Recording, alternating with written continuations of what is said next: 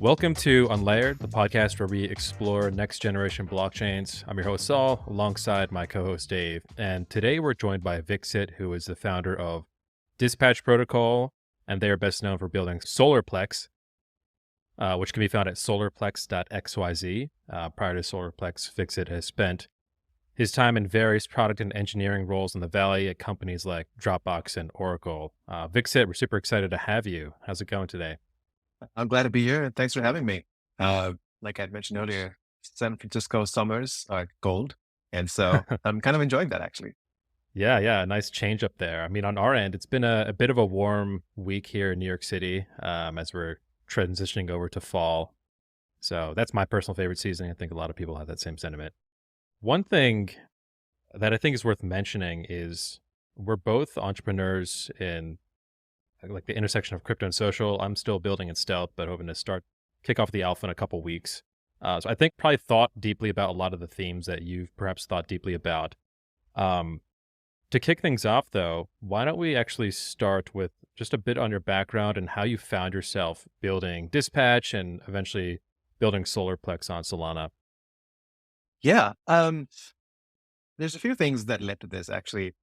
My background is in AI for the most part. And so I've spent a lot of time in AI and I'm likely one of the few people that have been moving away from the AI world as people have moved away into it.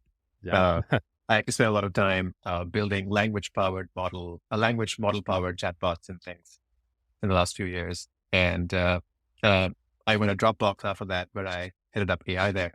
Um, the challenge that I was looking at was, well, what am I doing during the pandemic that is not sitting at home, in meetings and doing regular work? And so I started to go back into looking at crypto, of which I've been a long time follower, but not really doing much in it from a building perspective. And as I sort of went deeper into it, I sort of started with Ethereum, and then I was exposed to Solana because of actually a bunch of things. A friend of mine was building on Solana, and he knew the Solana folks from other places, and so we kind of got connected. And that was a really productive few weeks because it really showcased what blockchains are capable of when you go outside the Ethereum model, and you suddenly realize that Solana is this really, interesting builder's model to have for you. And so we hacked on a bunch of stuff on the side. And one of the things I've done before sort of chatbots was work at a company called Bloomreach, where we essentially helped companies bloom their reach, if you will. It's always been about engagement and retention and sort of how, you can have brands and things sort of go towards that. How do you increase retention and engagement of your brand? So we built a lot of tools using machine learning there.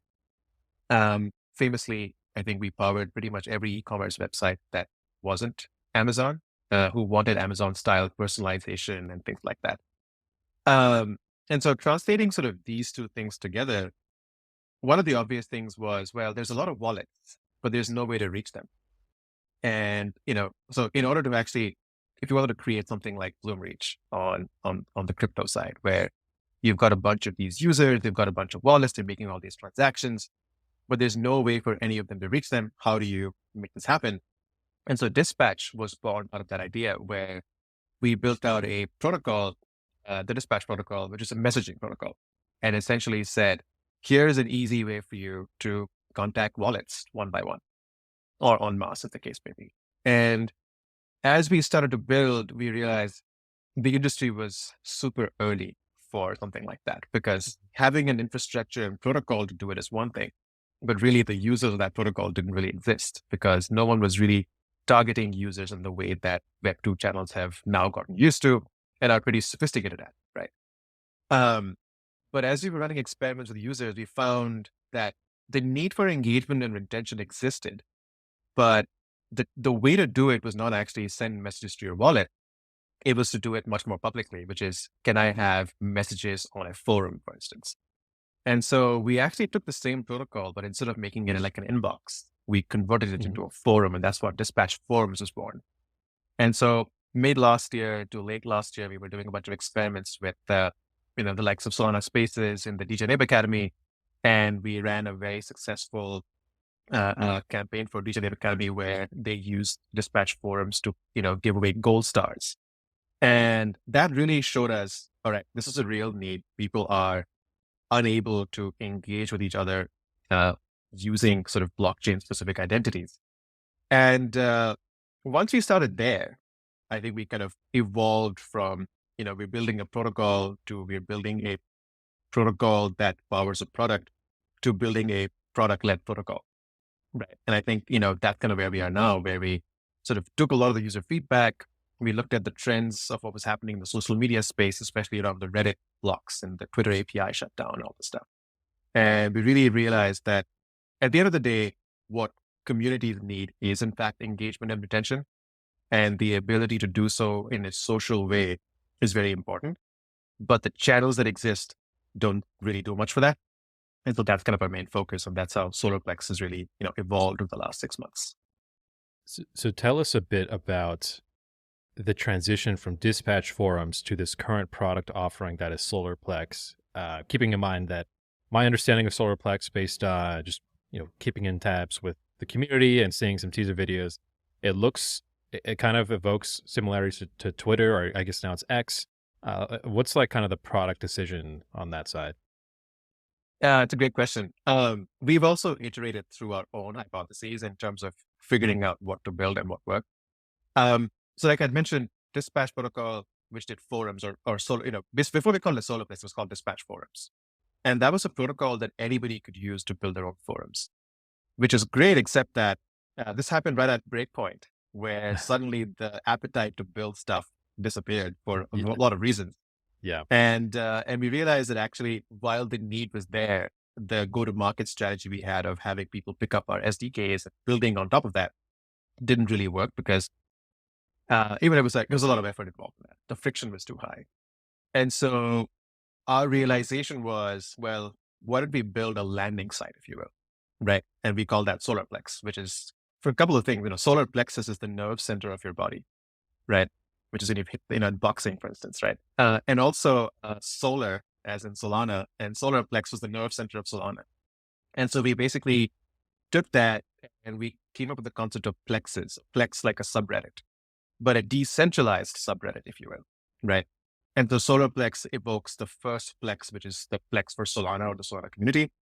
But as an open protocol, anybody could build their own plex. You could have an ether plex, you could have an AI plex, yada, yada. And so that's what we built out as the immediate successor to dispatch forums, which is a Reddit-esque mechanism, a Reddit-esque UI that allowed you to come on and see a bunch of subreddits or plexes, see a bunch of content happening.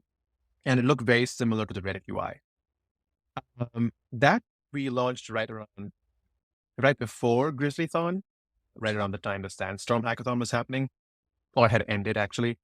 And the Grizzlython really propelled us into a great community because we found a lot of people posting products, a lot of people posting, insights and things around those products and giving feedback. We were starting to do AMAs and things. At this point, the protocol was sufficiently decentralized and not fully decentralized. And by that, I just simply mean that dispatch forums, there was no middleware. It was a web app and the blockchain direct, right? And obviously there's good things and bad things there. The part, of course, of it being more expensive to directly write to the blockchain for every single post. So how do we had one of the first product decisions was, well, let's make it cheaper.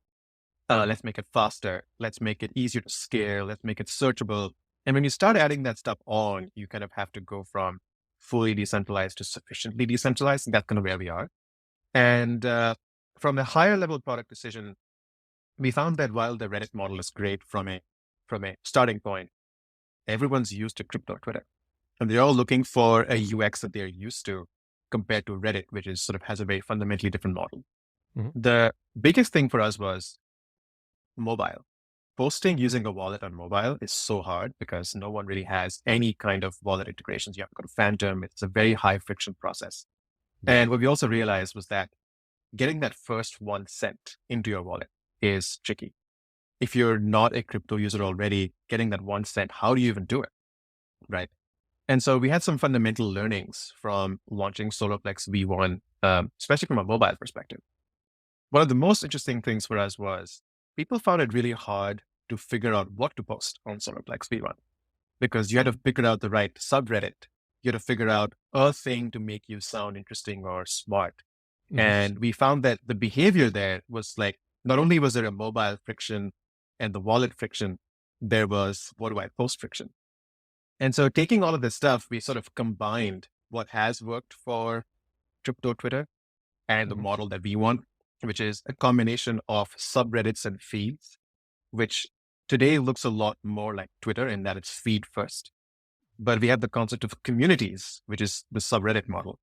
And that's one of the biggest differentiators from X, for instance, where these communities could allow you to do, segment the feed in various ways, segment user bases in various ways, segment content in various ways. And that's kind of what Solarplex is today, which is a feed first way for communities to engage.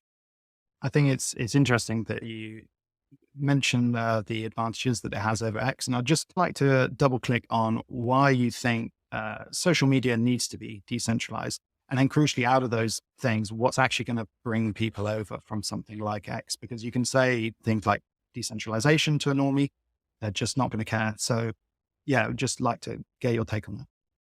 The short answer is, and this might be a controversial thing, but decentralization almost doesn't matter to anybody from a regular usage perspective. Like no one's going to shift their preferred tool because you are now decentralized. I mean, there are some ideals involved in there, and some people might have strongly followed their ideals, but that's a very small percentage of people. For us, it was a very clear question, which is whose lives are we improving and how much are we improving it by doing what we're doing? And if you look at there's sort of a few trends that have played at this, right?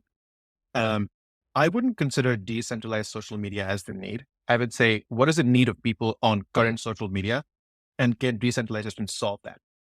And if that answer is yes, then it makes sense for us. And if we go deeper into what is the need of people who are currently on social channels, we'll start with the social, aka Reddit style channels for a second, because that's about communities. And we're focused exclusively on communities and people within them, more so than the individual atomic unit, which is the biggest thing on Twitter, right? And for a community, what we found was being able to feel ownership of your followers, your engagement, your data, the ability to monetize was just not there. If you look at what happened Reddit barely 60 days ago, 96,000 subreddits went dark in protest of Reddit's monetization scheme, where they locked down third-party applications, they closed off their APIs, they kicked moderators out of the subreddits that they had created because some of them hadn't logged in 60 days or whatever. Yeah. Right. And famously, the Reddit CEO had a karma of minus 200,000 on his AMA. So just kind of proves to you that are people happy with what's happening in communities? No, right? At a similar time, Discord introduced monetization or certain kinds of monetization, which also had similar protests because now Discord is able to take away that 30% tax, if you will, from people, right? And Reddit doesn't even allow you to monetize in a way that makes sense for the community. So, and Twitter locked down their API around June, July, which allowed nobody to. So all of these things are all three big social media channels suddenly had the same thing, which is how do we monetize in the face of attack from the LLM world, right? Um, all of this to say, the primary requirement for a lot of communities was give me autonomy over my data, followers, and monetization, right? Um, that is where I think decentralization comes in, because decentralization aids you in giving you autonomy on data, your monetization mechanisms, your followers, and being able to have that as a building block gives the communities sort of check one that says, all right, I can move here and I would be able to get these things. But that's not enough, which brings me to point number two, which is one of the biggest things communities want. On a scale of 1 to 10, we've spoken to more than 200 people on this now. And the most important thing that they have on their list of needs is the ability to recognize their most engaged users and reward them, right?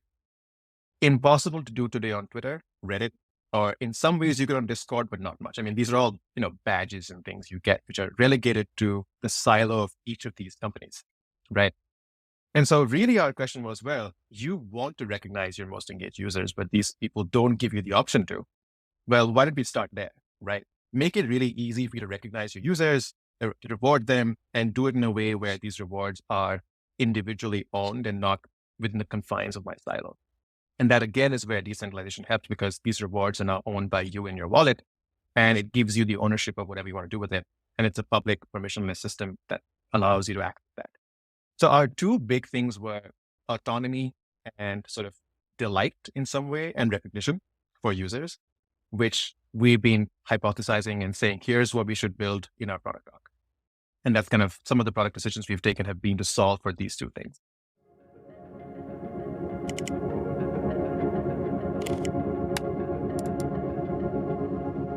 So I want to talk a bit about, you brought up Reddit, and that's something I studied a lot, especially in light of the API changes, the increase in cost, and obviously X did the same thing. Definitely a contentious issue, and actually it annoyed me a lot because I think maybe 30% of subreddits and stuff I usually use were just completely offline. To me, it felt like moderators had way too much power over that. There's no reason they should be allowed to just turn off because they arbitrarily support Apollo, which this all boiled down to like one specific third-party app called Apollo, which is like basically a better UI, or the UI people like on mobile, that uses the API, and the API used to be cheap enough for Apollo to run, and so they made costs go up, the app shuts down, everybody's mad, and in solidarity they start shutting down subreddits, or the moderators do, and that's why they were getting kicked off by the CEO and the leadership team. The reason I bring this up is it's not the first time we're trying experiments with opening up social graphs, and maybe decentralized isn't the right word, but at least allowing a lot of freedom over the data that you mentioned. If you go back to like the 2010s, Farmville was built on Facebook's graph, and you could do whatever you want. You could annoy all of your friends with notifications of this game. I used to get them all the time. And Instagram, I believe, was actually built and bootstrapped off of Twitter's graph. But the key challenge is this is not a durable business model if you are the developer of the social network, because if you open yourself up like that, competitors can come in and take all your users.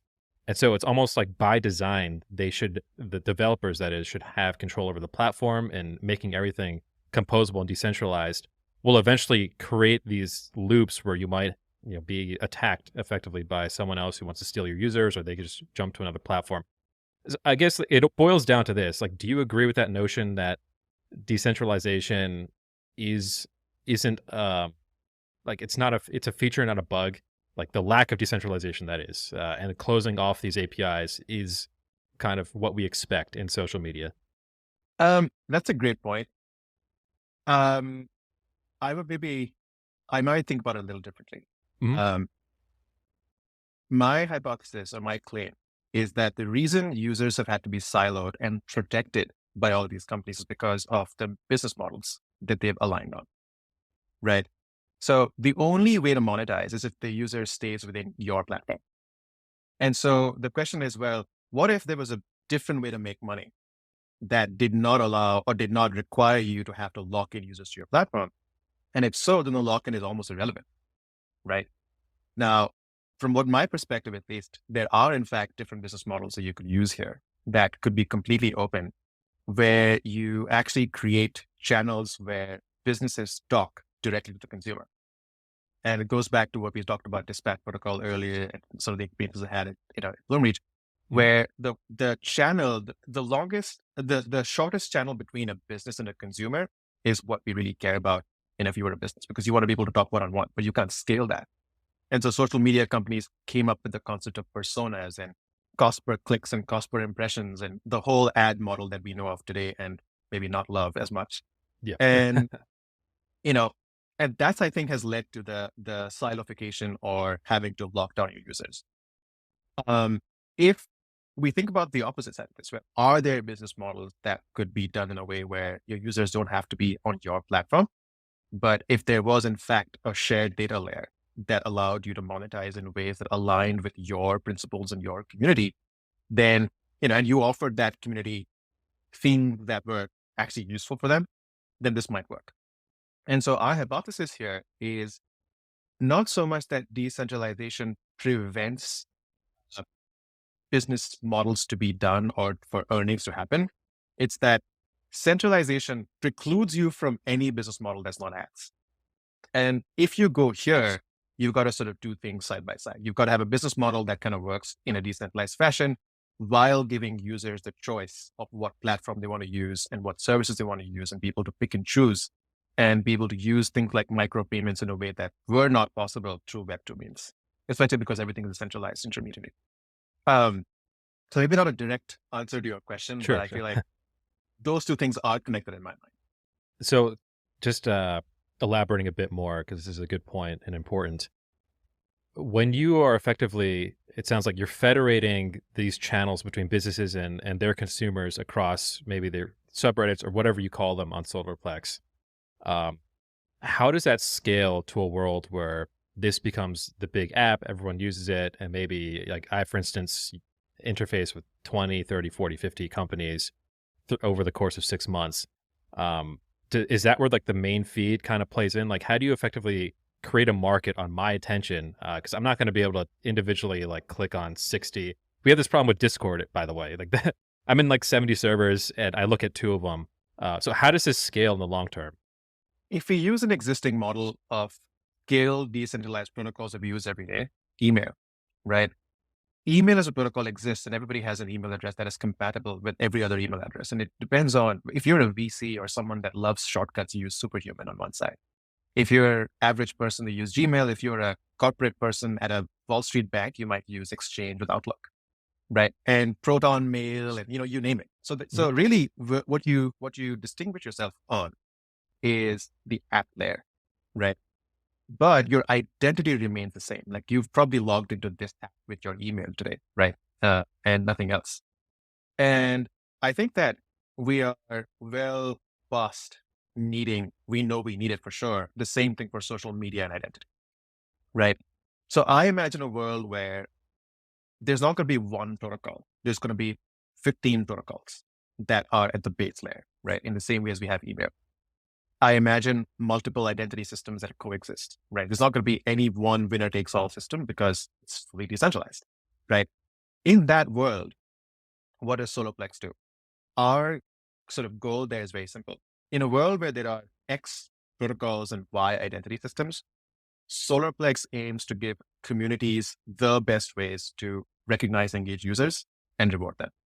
Whether you happen to be a Threads user, a Mastodon user, a Blue Sky user, a Protocol X user that doesn't exist today or does exist today, you should be able to connect all of these things into a Solarplex community, because it's the simple matter of what I logged in with. Whether I logged in with my Gmail or I logged in with my Proton Mail, I'm still on this site. And if we take the exact same parallel, then the higher level value that you give is what brings people back, right? And I think that the value that you can give people is actually on multiple levels. By consolidating communities across protocols, you allow the community leaders and people like that to actually make life easier. As you said, 70 different Discord channels, probably 120 Telegram groups, some subreddits, Twitter. Today we have sort of, this sort of diversification of social media has also meant fragmentation of content and attention. In some sense, this sort of consolidation, ironically, through decentralized identities and platforms, actually makes it easier, because now you can build open tools that are the equivalent of Buffer or TweetDeck on both sides of that spectrum, respectively, that are open and much more fully featured, where you're not relying on a company to shut down API access like you were with Apollo, right? So I think that's sort of net a good thing. And apps will compete on the basis of sort of higher level value adds, not at the protocol level. So I feel like it's all interconnected. And if you offer someone a lot of value for whatever they're doing, in our case, communities, then there's, tons of different kinds of business models you can have. Each of these business models, can deserve its own sort of, deep dive. But, we have a variety that have already been proven out by Web2, and some of them are extensible to sort of this new world of decentralization. Yeah, it's interesting that you mentioned these different business models, because I feel like so far the discussion has maybe more focused on the developers and the APIs being removed and removing their monetization options. But really, I think the devs are going to go where the users are. And at the moment on Reddit, the users are being rewarded with moons. And on Twitter, they've just now started receiving all that money for engagement on their tweets. So there is currently a financial incentive to stay on those platforms. You've mentioned, I think you mentioned in one of your blog posts as well, that you think there are big issues, obviously with, well, not obviously, but there are big issues with advertising on Web2 and the sort of the second order effects that comes from that. So it'd just be really good to try and understand what you think the sort of monetization models are available for Web3 social. Yeah, great question, by the way, because I wouldn't say we have the answers today. I think we have hypotheses and claims and experiments. So we are pretty early on there. That said, I can probably talk through from that lens, which is that I don't know if I have the right answers, but I have ideas. To your first point about users flocking to where the money is and where sort of, or devs flocking to where users are and the money is, the answer is absolutely. I think that is going to happen because, you know, when you have 1 billion users lying around and you can monetize, that should be the best place you go. The question is, what are these devs building and what are they able to build?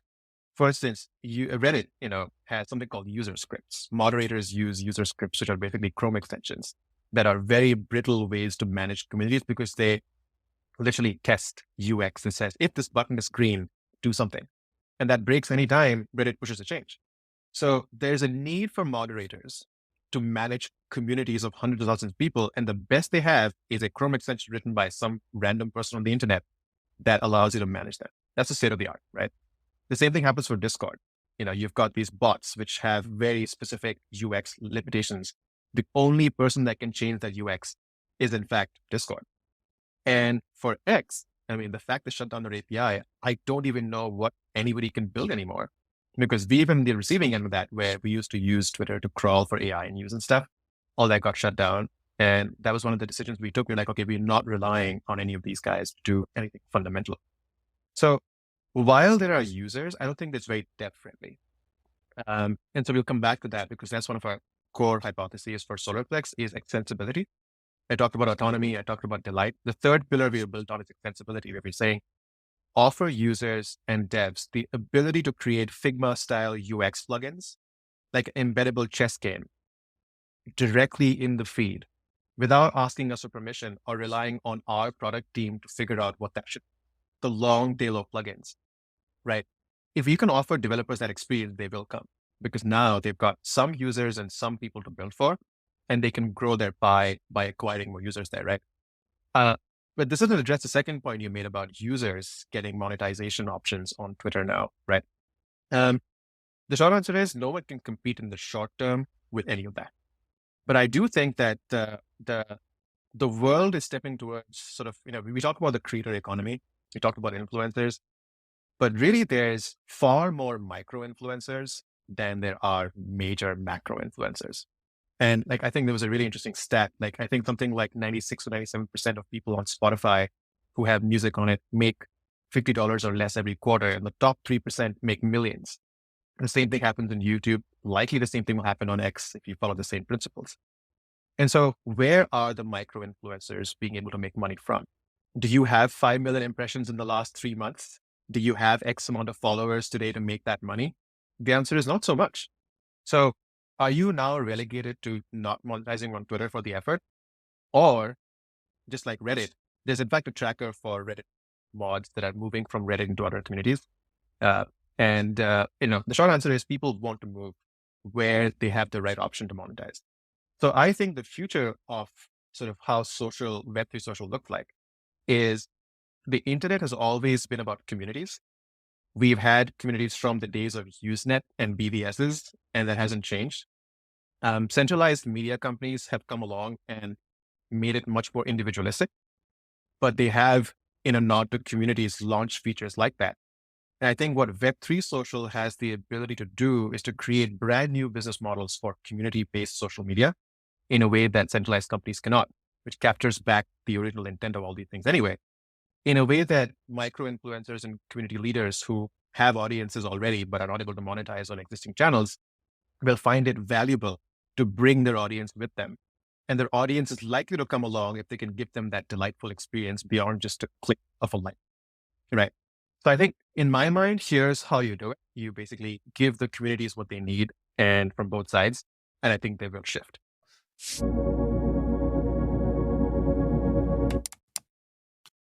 I think we talked a lot about how Web3 can improve social media through its permissionless nature, um, and just making things kind of a protocol that any developer can plug into and build on top of. What about the other side of crypto, specifically tokenization, whether it's NFTs or actual liquid tokens themselves?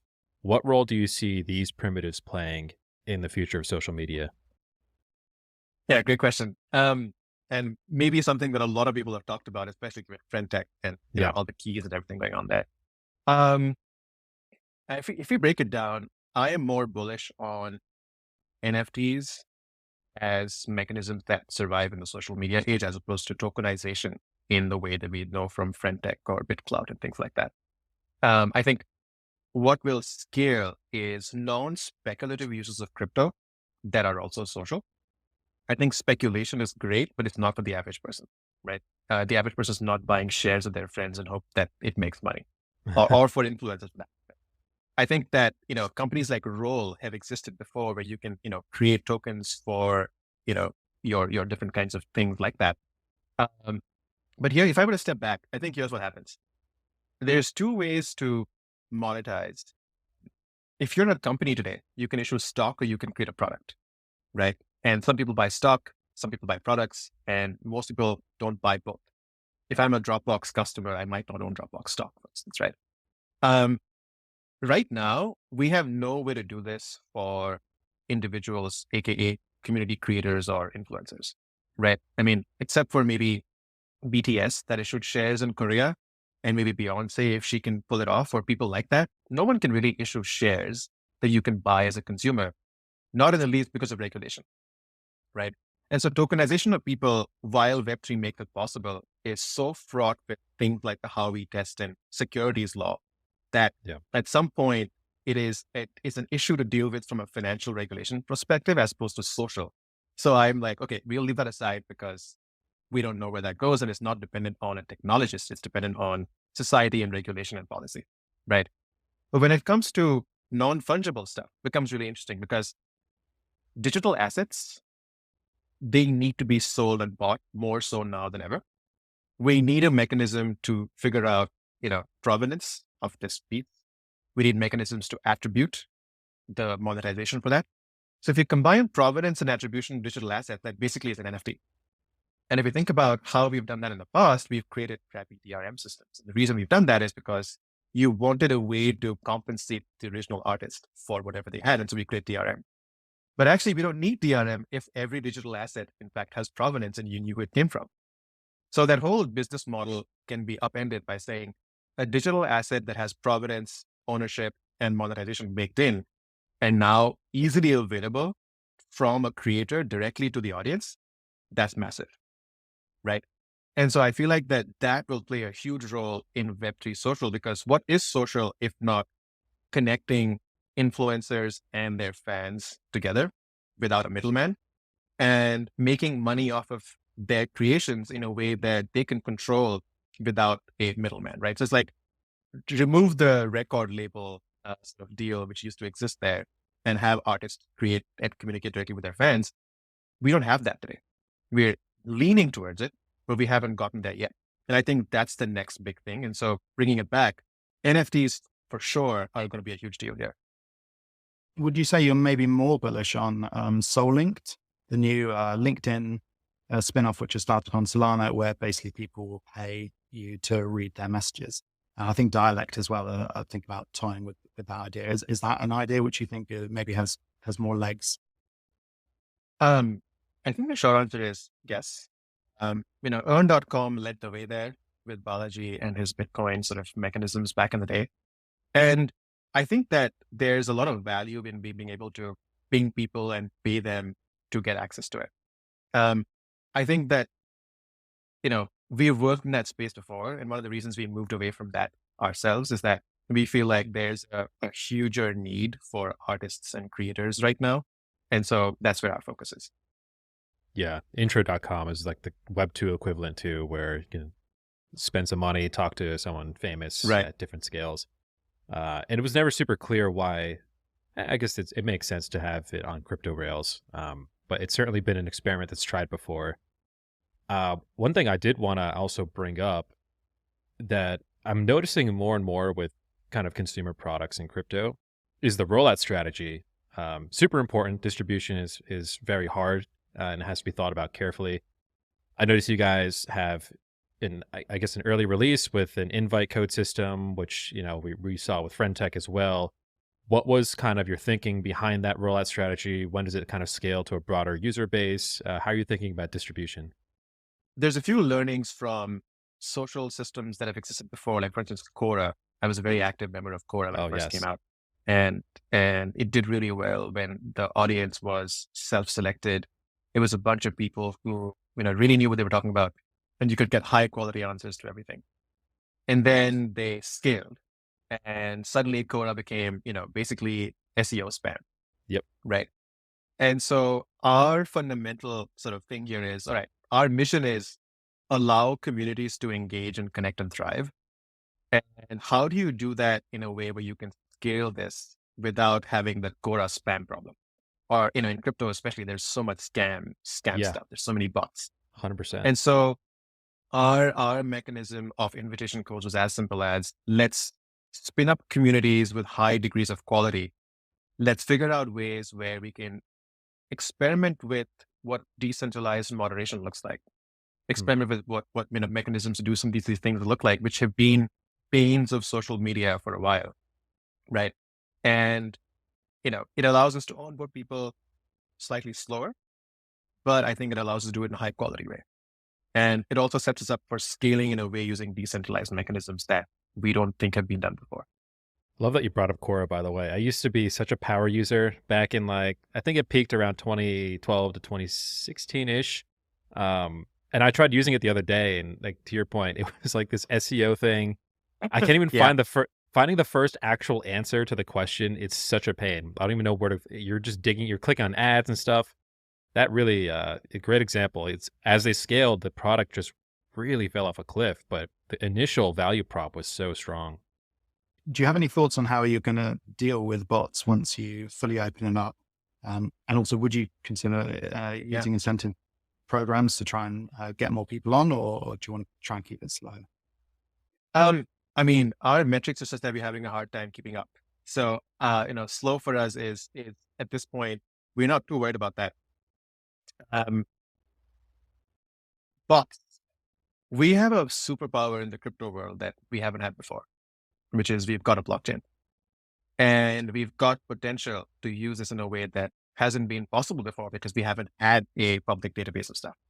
And so ever since the dispatch protocol days, if you will, which is not that many days ago, this concept of a blockchain enabled list of, who's blocked, who's muted, who's been a bad actor, right?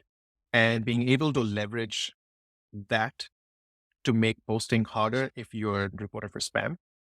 Those are the kind of things that we can very easily pull off. As an example, building on Solana has this benefit where if somebody marks you as spam or somebody marks you as a bot, right? We could actually have you take a blockchain enabled transaction, much like a CAPTCHA, which you would have to then do and prove that you're human. Because otherwise, you would have to do 3 things together. That just increases the surface area, which you could do as a human and you're done for once. But now, you wouldn't. So there's a lot of throttling, there's a lot of verification, and there's a lot of lists that are public available to you. You can use these transactions in a way to solve for that. So, our thinking, in the very immediate future actually, is we just introduced the moderation tab a few days ago. And there you can now report different things as spam or bot. You can report content. And unlike in the traditional world, I think being able to link it to transactions and some way to figure out how to make it so that you can't do it automatically very easily. And the best part is because, if you're a repeat offender, price to do that transaction goes up. So at some point, it's not just that you can come in and just do it and then allow your bot to come in again. Because the second time you get reported, we can almost double the transaction cost, right? So there's some interesting ways here you can use blockchains to combat sort of bot spam. That's super cool. It's almost like, the curve gets steeper as you keep abusing the platform. Exactly. I want to continue on this topic actually, because I think this is one of the most common challenges that social media companies, no matter how big or small, deal with is moderation, and then over time, how do you scale moderation? I think Facebook is infamous for employing tens of thousands of manual moderators that scan content before it gets pushed to the feed. And TikTok does some sort of sampling approach before it actually gets pushed to the main feed. Um, and so the question I'm asking is, and you've touched on it actually, because it's permissionless, theoretically, someone could post, essentially anything, at least the first time. And you mentioned this concept of decentralized moderation. Um, Architecturally, how does the platform handle moderation today, and how do you think it'll handle it in the future if you guys start getting hundreds of thousands of users? One of the most important questions in our mind. So definitely, very top of mind for us. Mhm. I think there's a couple of things here. One is, what does it mean to moderate versus what does it mean to censor? Right. And I think censorship versus moderation is a line that we always want to make sure we toe, because the whole point of building something decentralized is you don't get censored, but we can't have you doing things that are against not only our TOS, but laws in every country in the world. Right. Mhm. So definitely the reason Facebook has so many people to do moderation is that they're a centralized system, right? And therefore they need mechanisms to have trust, which is, again, this is a whole huge problem we all know about. Yep. So we have some ideas there. I think number one, when you are not an individualistic social network, but are about communities first, that means every single person belongs to a community, no matter what, which means the atomic unit of moderation can actually be delegated to the community first, rather than a large number of people moderating millions of individuals, right? And I actually wrote about this many years ago at this point, seems like, but Oh, wow. if you look at how decentralized systems work in terms of city states and governments and things like that, they sort of take governments and they break it down into atomic units all the way down to the village level. In India, this is a very specific thing where everything is at all down to the village level, to the point where uh, there's 5 village elders that sit under a tree making decisions for their village. And at the very top is, the presidential prime ministerial system, right? And that scales fine for a population of a few billion people, or 1.4 at this point. So if you take a leaf from that, and if it works for governments, could you make it work for communities, right? So if I imagine the sort of world as being a set of communities, and each of them is empowered to moderate things on their side, and each user of this system, identifies with a community. That's sort of a mental model. And now the question is, well, what does it mean to moderate? Even if you gave the best tools to communities to moderate and things like that, what does it mean? I would say there's 2 parts of it. One is, can you enforce the reach, right? Reach is going to be the most important thing, because it's like if you're on the internet, you have a website, but no one links to you, you can't be found, you exist. And the answer is, yeah, maybe. There's this aspect of reach and there's aspect of content, right? The first thing we can do is prevent your content from reaching anything. And so the single easiest thing to have communities moderate is, if you are put on a list where you need to moderate it, your reach becomes 0, no one finds you. So you are that's the tier 1, right? Now this is for sort of more, not as serious levels of moderation, for instance. If it's a much more serious level of moderation, hate speech, objectionable content, all this kind of stuff, then you also have the secondary thing of taking that content off whatever data storage system it's on. I think that's sort of, in my mind, a tier 2 level of moderation, where there'll be a lesser number of people. But I think that it can't just be at the community level. And so what we're thinking about is using communities, and this is actually Wikipedia and Stack Overflow do this really well. So we're learning from them, right? But essentially, they have a concept of moderators that work fine. They elect councils that vote on decisions, and they vote on all these things in a way where it's all automated at this point, right? But they have no audit logs. There's no audit trail. So right now, the biggest challenge with moderation in both these sites is the opacity or the opaqueness of how not visible these decisions are. And people are always frustrated with that. So if you think about tier 2 moderations with a set of communities which elect a council that actually wade into sort of these things, right? You can imagine being able to do this in a way which is more automated. And because it's all on chain, it's actually visible. So now it is not incumbent on just us to make tools. Every community could actually pitch in and build tools that make sense to them, right?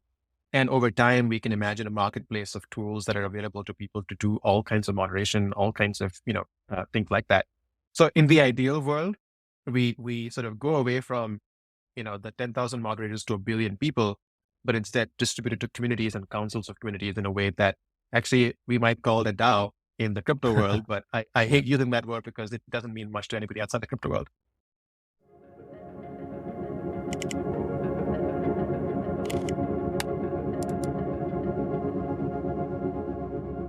I think you mentioned that just then in your answer that you'll be able to delete data. So yeah, I'd love to just dig into the tech stack and the decisions you've made around things like storage. Because I think Farcaster, I was listening to them on a podcast this week, and I believe that the whole of the state is off chain basically. So just wondering if you've gone down a similar route, a different route, advantages, disadvantages, and how you're storing the data and things like that. Yeah, we're actually very inspired by Farcaster. They've done such an amazing job of thinking about some of these things for the last year and a half. So like I mentioned in the very beginning, we started Dispatch Forums as a fully decentralized system where all the data was stored on Solana. Now, one good thing about storing data on Solana is that if you store data in accounts, you can actually delete it. However, it's stored on the log. So it's there if somebody wants to recreate that data, right? In our sufficiently decentralized world, which we are inspired by from the way Farcaster dealt with it, what we've done is we've taken a combination of the Solarplex protocol, which is a fully functional protocol, much like Farcaster is in terms of, actions and all these kinds of things, posts and moderation and whatnot. And we are, because we have that, we store state on Solana, but we store data in caches that are then uploaded to Arweave, right? Now, at this point, because it is a cache and it's on Arweave, right? The data removal process is tricky, right? And so we're going to have to figure out ways to delete data, which is why what we're doing now is we're actually hooking into the @proto protocol, which is done by the guys at Blue Sky for the post and content systems specifically, because they are in fact building a lot of these systems at decentralized scale. And it makes sense for us to combine forces rather than have to rebuild the exact same thing from scratch. So this what we've done is the Solarplex, the site uses a combination of two protocols. One is the incentives on chain, all that stuff, which is helping you with points and, wallets and NFTs and things like that for reactions. And then there is the @proto, which is helping you with things like conversations, moderation, and sort of storing data and stuff like that. And with a combination of these two, you have a record on chain of these things, but the content is available off chain, which means it's actually more extendable to delete it or get rid of it than in sort of a fully blockchain world where it would be on the log, never to get deleted. Yeah, it seems like it's, from a product standpoint, striking that balance between like permanence and just the nature of humans, and we're not perfect every time. We want to update things or remove them. That's something you guys thought really heavily about, it seems. Yeah, definitely. Our Solarplex V1 protocol supports all of these things. But the big challenge is that it does record everything on chain. Now, from a censorship resistant standpoint, that's great. Yeah. From a content standpoint, it's not so great, right? And again, it's in the innards of the logs and stuff. And so theoretically, you could and you could not. But I think it's easier to think about this from a perspective of how do you toe the line between decentralization, federation, censorship resistance, moderation all together. And it's like this giant Venn diagram, and you've got to really toe the line there. Absolutely. I think what's clear is, you guys are onto something very exciting user base that's using the product, and it's hard to find an invite code and things like that. As you kind of build towards this longer term vision and hopefully scaling out to millions of people, and crypto broadly just scales out to more people, does this product kind of replace something existing, or is it almost kind of a new paradigm of interacting people, communities and people with each other? Yeah, that's a great point. This is all hypothesis now, so I'm going to caveat that. Of course. But that said, I think the way to use crypto is to use it as an infrastructure layer. I think for the longest time, crypto has been at the forefront of and almost like an ideological movement where one uses crypto because they're a crypto user.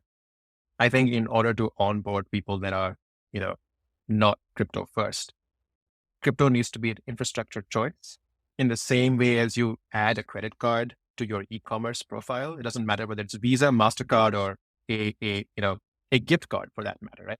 As long as it follows the same protocol, the system just works. And I imagine where crypto lands is websites support different chains in the same way they support different kinds of credit card systems or PayPal, whatever, like pay using X, right?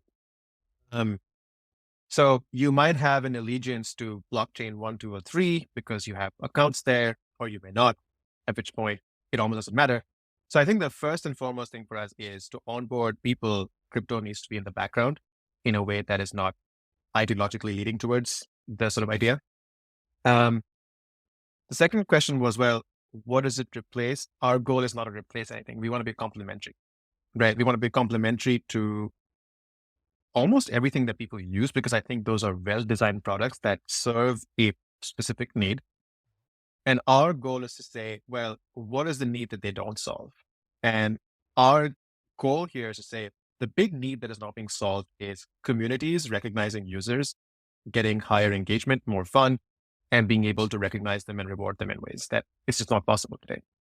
And I think that, because it doesn't really exist in the way we think about it as we know of it today, it might be closer to that new paradigm world where, on one side, you've got ways to think about it. I mean, you've got Patreon and Substack. You've got X subscriptions. And you've got various kinds of subscription mechanisms that exist. In fact, I would argue that, Huberman Lab, for instance, right? They built out a whole infrastructure to do subscriptions for their most loyal users according to tiers, right? And that's this custom code that someone wrote for them. Well, if you go back to that micro influencer person I talked about earlier, they don't have the capacity to build this stuff. So where are they doing it? Right. And Huberman acquires users on YouTube and all the other social channels, but their retention and engagement is almost not there. Like, yes, you can comment on the YouTube video, but is somebody from their team really looking at it and saying, you're one of my most loyal users, let me give you a discount? No. Right. So I think that there's a different way to think about what we're doing, which is complementary to what channels exist. But like I said, we're early enough that we have a good idea of what it could be, but I think there's a long way to realize that vision just yet. It's a great example, by the way. I'm a big fan of that podcast.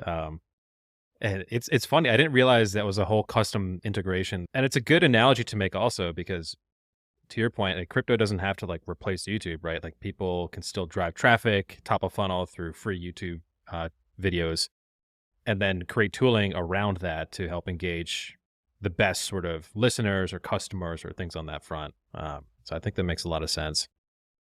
I think so far on the platform, there's been a couple of early successes with some of the features. So I think the tipping has seemingly gone really well. And also people are able to mint NFTs, which are effectively sticker reactions. So just wondering where you're thinking about going next in the near-term vision, because I think there's a lot of angles you could move into. Like, can we bring on trading? You mentioned mobile. Is the focus maybe on that? Or are you thinking of something else really? Great question. I wish I knew the answer to that in a very specific way. I can tell you our framework to think about it, which is, for the people who are already using the app, how can we give those communities the best way to reward and recognize their users? Right? That's the framework. And our experimentation continues to be in that world, which is how do you, so right now, for instance, we've only started a couple of default communities, but we want to add more communities starting in the next week or two. And each of these communities, AKA subreddits or their feeds, will bring with them different needs. And our goal is to figure out, how to make that really good. So our focus continues to be that sort of recognition rewards piece for communities as a framework. And that can take various kinds of feature sets. You can think about, people have asked us for leaderboards. There was a really great feature request today morning that said, hey, can I burn 2 reactions for a chance to spin the dice again so I can get a rarer one? And, that's a great idea. I mean, it's like a really cool thing for people to say, oh, I got 2 that I don't want and I can burn it to give it another chance. But also, I imagine that the kinds of rewards can change. I mean, right now it's reaction packs, but you can imagine there could be different kinds of digital assets that you could be giving out, right? Like, for instance, a lot of the comic book artists on Solana are on Solarplex. There's some really great examples of comics, right? Well, what does it look like for a creator of comic books to engage with their audience, and what do their rewards look like? I mean, you can have comic book character reaction packs, which is cool, but you could have comic books themselves. And I think those are some of the areas that would be really interesting to explore, which is the new world of combining digital assets with a feed in a very seamless fashion. And what does it look like in a way that helps communities? And I mentioned trading as one of the other things. Is there any way that you could bring on, like, for example, have a subreddit trading subreddit and then bring on like a Unibot type mechanism? Wall Street Bets was one of our first inspirations for sort of how something like that might look like. I think we've talked about this a lot. In fact, I know people who've built stuff like this in a group chats where you can trade, or you can have a pool of money or tokens to buy stuff. I think it's about focus. There's a lot of speculative things you can do in the world when you're on crypto. And in some sense, the question is, well, what scales longer term? Is it the speculation, or is it solving a business need? And I think I always personally lean towards, the business need. We know for a fact that engagement and retention are really what everybody cares about. And speculation is great for acquisition, but not really for engagement retention. So I would say that from that perspective alone, trading in the way that Wall Street Bets or other people do it, I think it's sort of not sure that we would want to go that direction. Again, it also goes back to all the financial regulations and SEC and things like that, right? We don't want to be in a place where people are trading securities in a way that is not kosher, right? But on the flip side, people want to trade reaction packs, and people want to be able to maybe exchange or lend each other comic books, right? And maybe there's something, what we might term trading in the background, but actually is much more of a, renting or lending digital assets, and setting the price for those things as secondary sales and things. I think that kind of makes sense.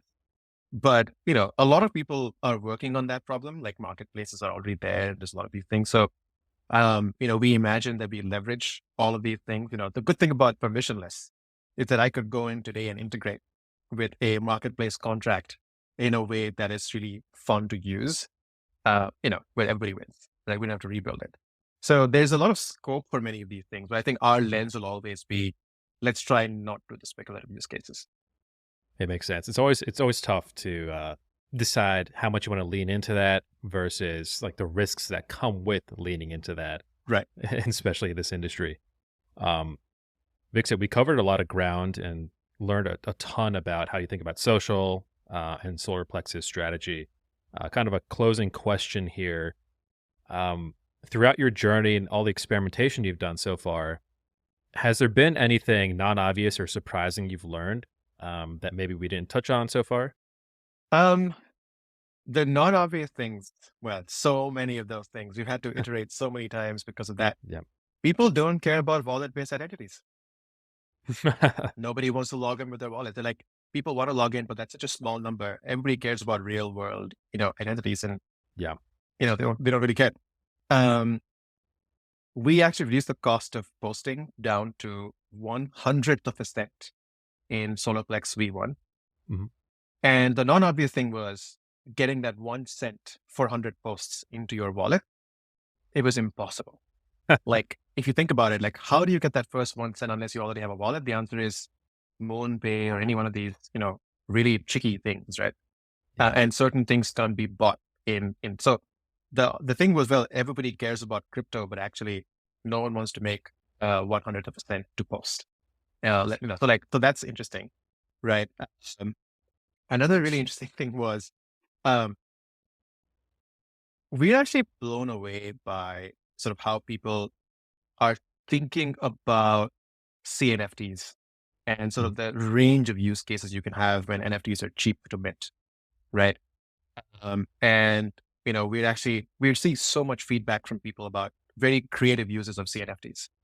And that was not immediately clear to us because, we were thinking of it as people, like, what does someone look for on a social site? They look for, pushing their brand, they look for making money, They look for social interactions, maybe some good content. But actually, if you look at the Reddit behavior, it seems obvious in hindsight. But people care about karma points. They buy badges and stars, gold stars on Reddit. And they Yeah. do all that stuff knowing that it has no value beyond a small little image on someone's profile. That's it. And so that behavior actually translates really well into the crypto world, where now there's two incentives. Not only do you can buy it and give it to other people as a gift, but it has some intrinsic value on a marketplace. And so it almost brings in the collectible mentality, which, which we hypothesized that it wasn't clear to us, but turns out that actually people care about that. Very wise words to close off on. Kind of reminds me of the Fortnite skins model playing out in Reddit too. We can certainly learn a lot from that. This has been an awesome Totally, yeah. conversation. Yeah. Awesome chatting with you, Viksit. Thank you so much for joining us, and we wish you the very best with Solarplex, and excited to try it out as it continues to scale and grow. Absolutely. Yeah. Thank you so much for having me. This was great. Thank you for the questions. I think, it's really good to be able to get these questions, because sometimes, as you're sort of deep in the weeds of some of these things, it's not clear how to think about it, but this is really helpful as well.